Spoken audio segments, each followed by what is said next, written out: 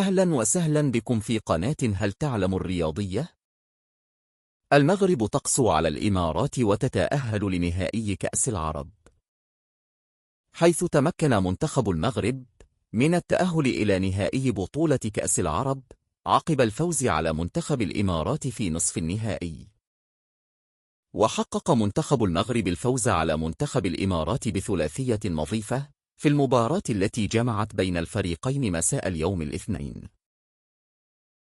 وأحرز كريم البركاوي هدف المغرب الأول في مرمى منتخب الإمارات في الدقيقة 28 من عمر الشوط الأول، وفي الدقيقة 83 من عمر الشوط الثاني عزز منتخب المغرب التقدم بالهدف الثاني في مرمى منتخب الإمارات عن طريق اللاعب أشرف المهديوي، قبل أن يختتم عبد الرازق حمد الله أهداف المغرب في الدقيقة 93.